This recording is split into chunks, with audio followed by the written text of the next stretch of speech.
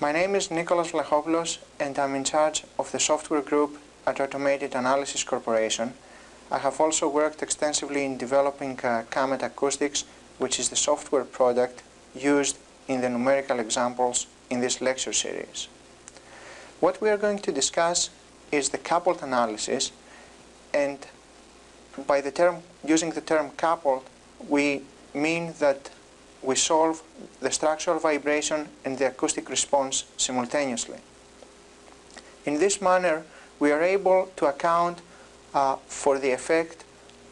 of the acoustic medium on the structural vibration, and also at the same time for the effect of the structural vibration on the generated noise. In the overview, we are going to discuss why coupled analysis is important, and then we are going to go over a simple example problem using a 2-degree of freedom system and explain the differences between the coupled and the uncoupled analysis. And finally, we are going to go over the theory section, where we are going to discuss the equations involved in the coupled structural acoustics, and also discuss the procedure by which those equations are being solved numerically. The coupled analysis is useful in two cases.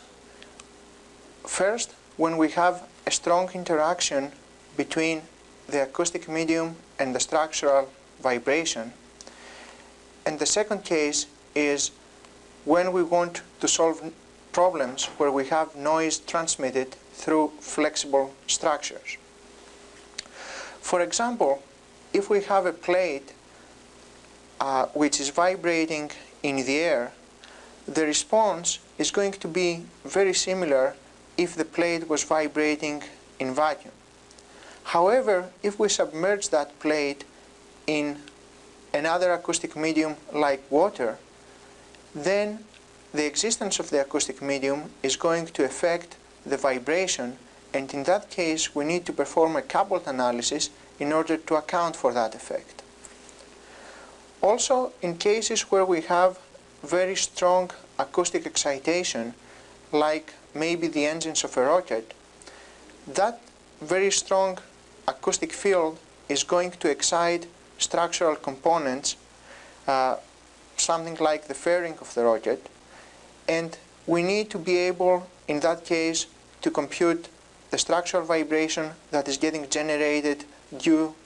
to the intense acoustic field. Also, in other cases where we want to compute the noise that is getting transmitted through flexible structures,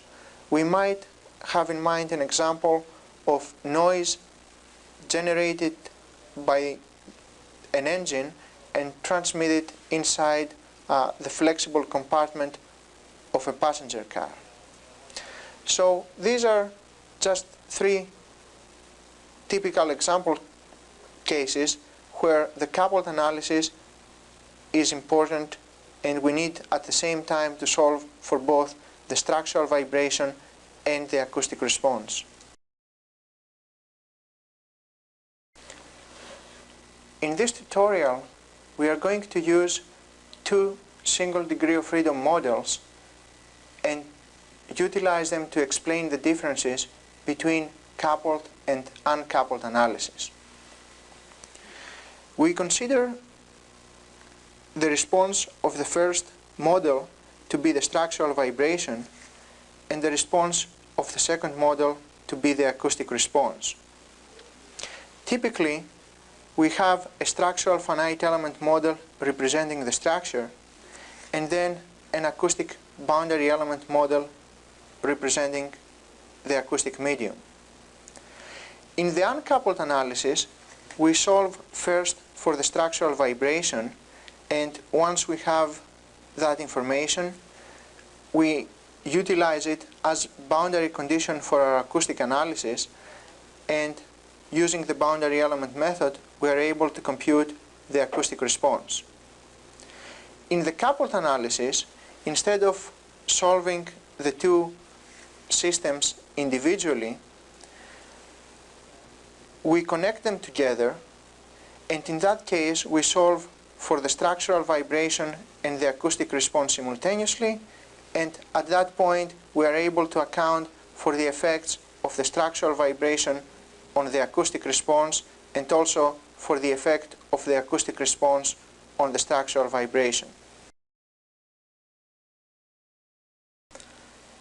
In the uncoupled analysis, the structural vibration and the acoustic response are being computed separately. First, we use the structural finite element method to compute the response of our structural system, and then we use the boundary element method to compute the response of our acoustic system. In this case, we have a single degree of freedom model representing the structure. We have applied a mechanical load as excitation, and we compute the structural vibration by accounting the mechanical load and the mechanical impedance. Then we use the structural vibration that we computed in the first step as boundary condition for our acoustic analysis. In this case, we have a single degree of freedom model representing the acoustic medium, and the response of that single degree of freedom model represents the acoustic response. When we use the boundary element method, we use the structural velocities as boundary condition comprising the excitation in the acoustic analysis, and then we compute the noise at any data recovery point which is generated due to the structural vibration.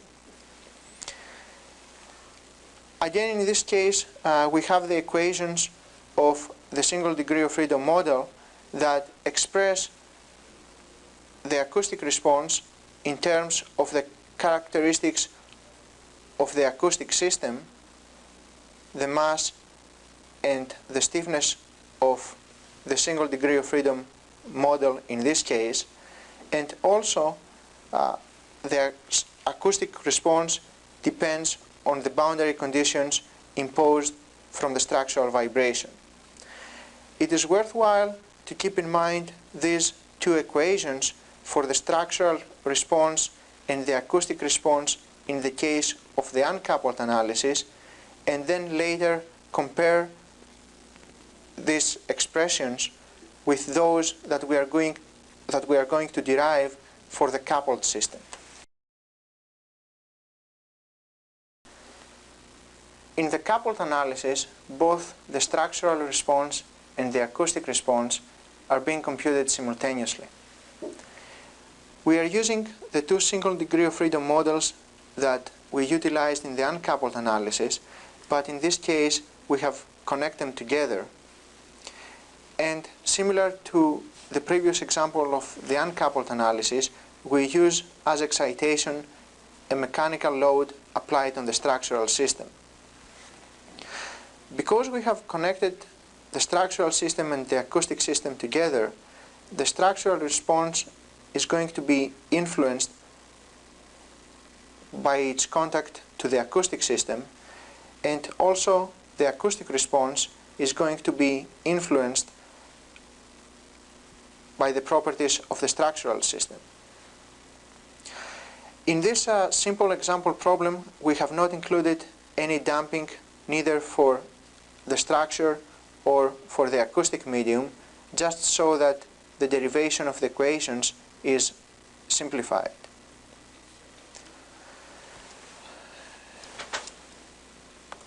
This system here represents the coupled equations for this 2 degree of freedom system, and the terms that cause the coupling are these two terms in the first equation due to the physics of the problem. By solving the system of equations, we get an expression for the structural response and for the acoustic response. In a practical application, we would have used a structural finite element representation for the structural system and an acoustic boundary element representation for the acoustic system, and then we would have derived the coupling in that case, as we are going to perform in a little while. But in this simplified case of the two degree of freedom system, we have an expression for the structural vibration and the acoustic response, and we can see that the difference between the expression derived from the coupled system of equations and that derived from the uncoupled system of equations is being highlighted with red, and it's achieved through this additional term in the denominator of the two equations. One thing to notice is that the terms in the denominator, all the terms in the denominator include a quantity from the structural system and the acoustic system, except the term which is highlighted, and it represents the coupling effect, and that one includes both terms from the acoustic system. Another thing to point out is that, for instance, in the equation that derives the structural response, if we eliminate the highlighted term, then we can factor out from the denominator the minus omega square ma plus ka, and then eliminate that both from the numerator and the denominator of this expression, and then we are going to end up with the same expression as we had in the uncoupled system. Here we are going to assign some numerical values to the parameters of the structural and the acoustic system, and then carry out the computations in order to compare the results between the uncoupled and the coupled analysis. Specifically, we assign 1000 newtons per meter as structural stiffness and 50 kilograms as mass, and we use as excitation a mechanical force of 20 newtons. For the acoustic system, we use stiffness of 10 newtons per meter and 0.5 kilograms as mass. Something else that we could have done is apply an excitation as well in the acoustic system, maybe something that simulates the speaker that excites the acoustic medium, and then that induces a vibration on the structural system, but that's something that you can try as another numerical example on your own. In this particular case, we are also using 5 rads per second as circular frequency. By utilizing all these numerical values for the parameters included in the equations for the uncoupled system, we are able to come up with numerical values for the structural response and the acoustic response using the uncoupled equations, and also by using the same parameters, the same values for the parameters of the structural and the acoustic system, come up with another set of values for the structural response and the acoustic response utilizing the coupled system of equations. In this particular case, we can notice that the coupled response is greater than the uncoupled. Some numerical examples that you can try on your own is vary the parameters that we utilize for the structural stiffness or the acoustic stiffness, and see what effect that is going to have in the comparison of the results between the uncoupled and the coupled analysis. You can also try for the same set of parameters for the coupled system, you can try to vary the circular frequency and identify the range in which the differences between uncoupled and coupled analysis is important. In the theory section, we are going to discuss how we derive the coupled system of equations and then the numerical procedure that we use to solve the system of equations. We are using the structural finite element method to come up with the matrices representing the structural system, and the boundary element method to come up with the matrix representing the acoustic system. We have the structural physical degrees of freedom as variables for the structural model, and the primary variables on the surface of the boundary element model as unknowns for the acoustic system. We can have as excitation either mechanical forces applied on the structure or acoustic excitation applied within the acoustic medium. The coupling between the two systems is achieved through the diagonal terms in these equations, which represent, the first one represents the effect of the acoustic medium on the structural response, and the second one represents the effect of the structural vibration on the acoustic response. What we are going to discuss here is how we derive the coupling matrices and how we account for the effect of the acoustic medium on the structural vibration and the effect of the structural vibration on the acoustic response. The coupling matrices are derived based on the following principles. For the coupling effect that the acoustic medium has on the structural vibration, we take into account that the acoustic pressure between the two sides of the structure is going to exert a mechanical load on the structure itself. And that can be expressed mathematically, that the pressure difference between the two sides is going to generate a force which is equal to that difference times the unit normal times a differential area on which the pressure is exerted. Also, the effect of the structural vibration on the acoustic response is accounted by expressing mathematically that the acoustic velocity on the boundary element model is directly associated with the structural vibration. And basically, the acoustic velocity is the projection of the structural velocity along the normal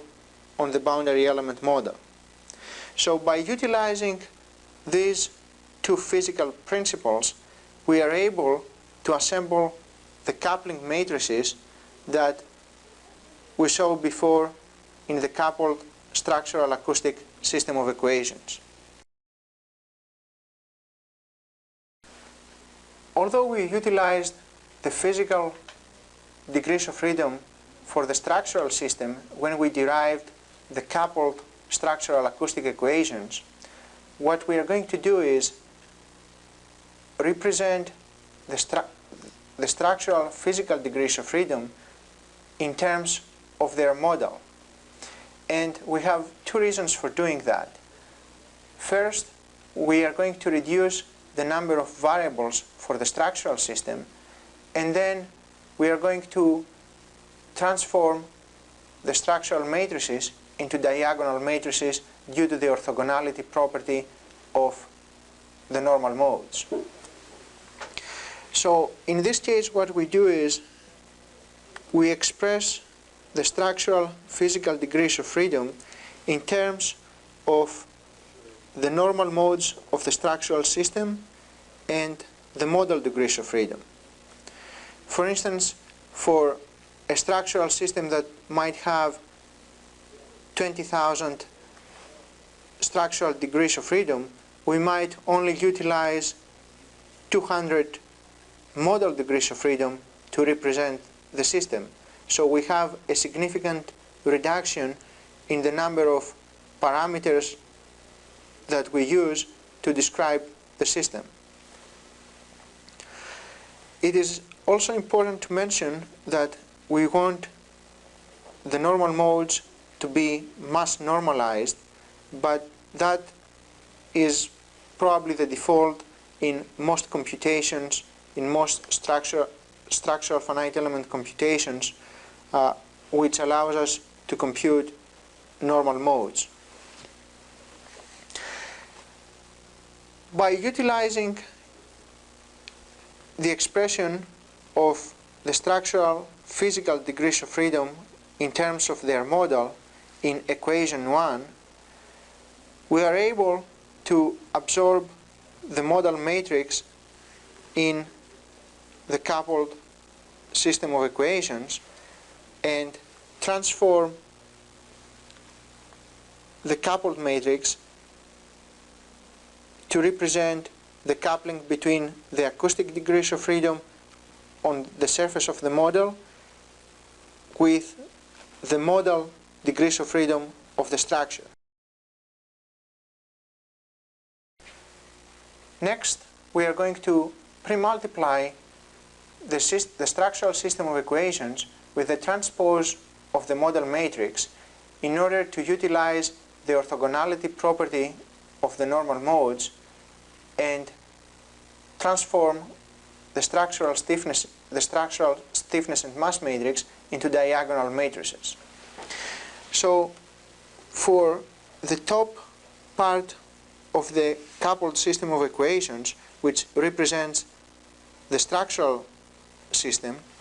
we pre-multiply all the terms with the transpose of the modal matrix. Now we can utilize the orthogonality property of the normal modes to transform the mass and the stiffness of the structural system into diagonal matrices. The mass matrix is going to be transformed into the unit matrix, and the stiffness matrix is going to be transformed into a matrix with non-zero values on the diagonal terms,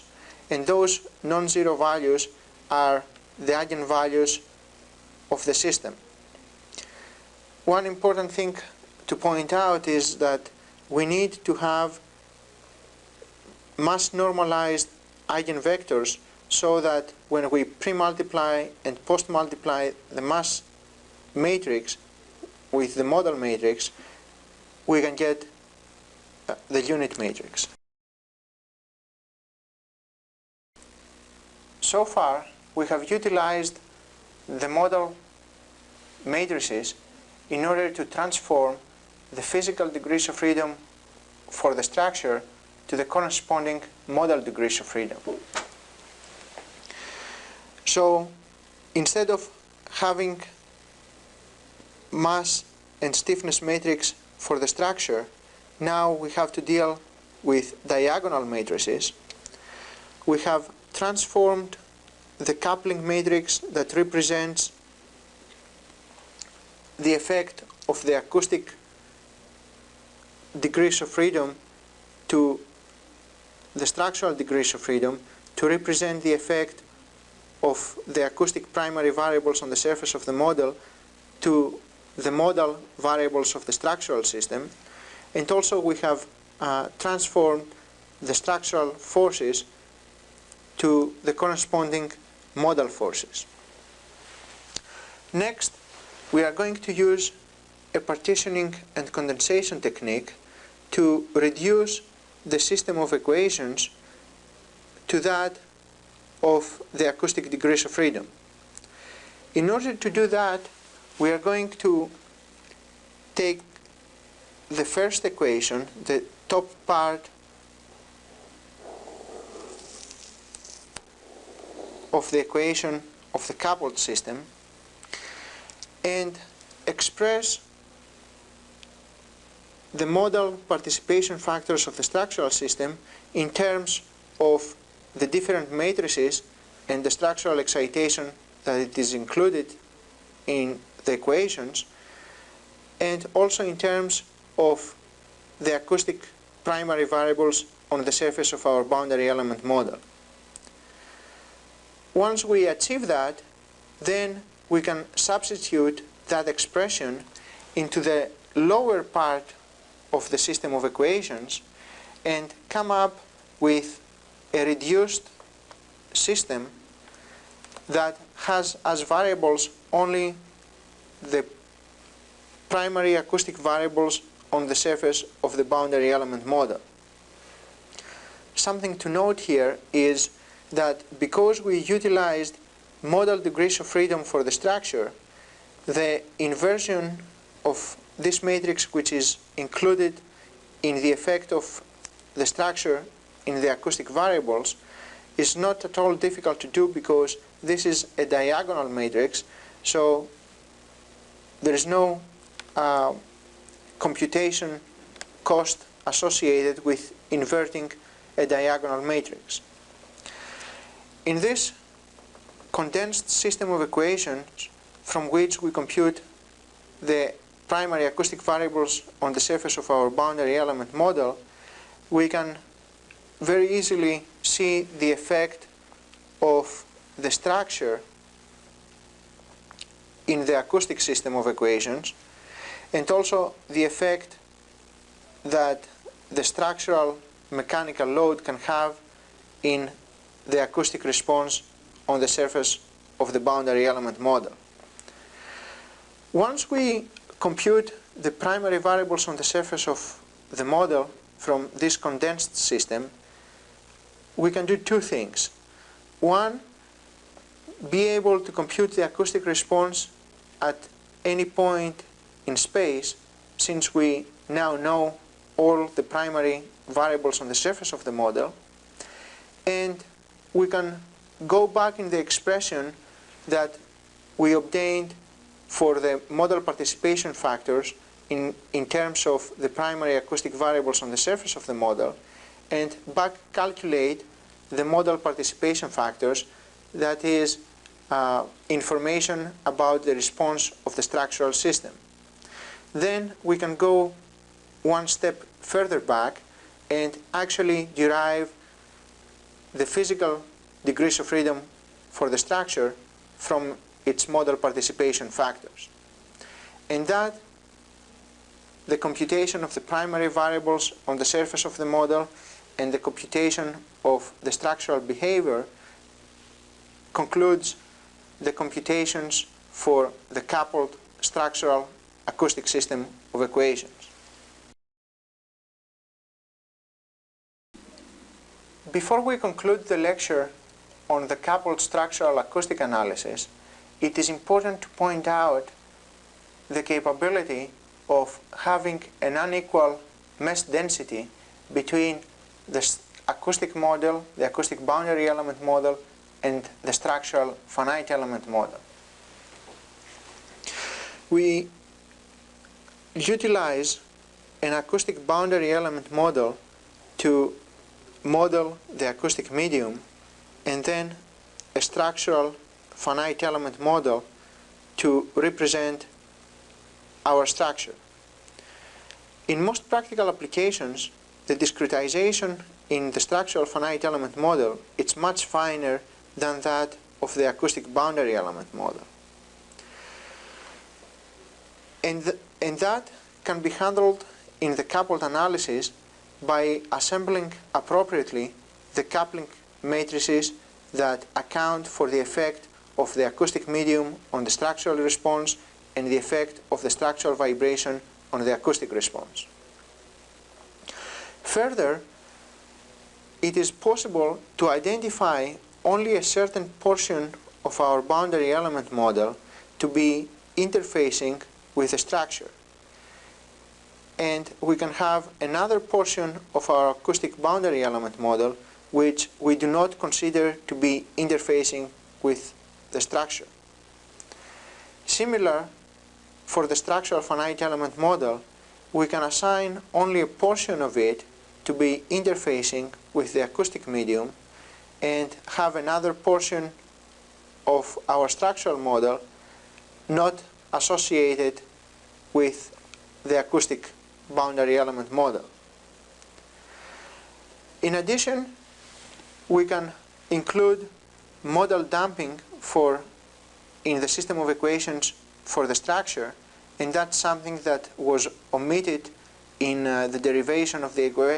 equations in order to keep the derivation simplified. And also we can account for absorption in the acoustic boundary element model by assigning some complex speed of sound for the acoustic medium.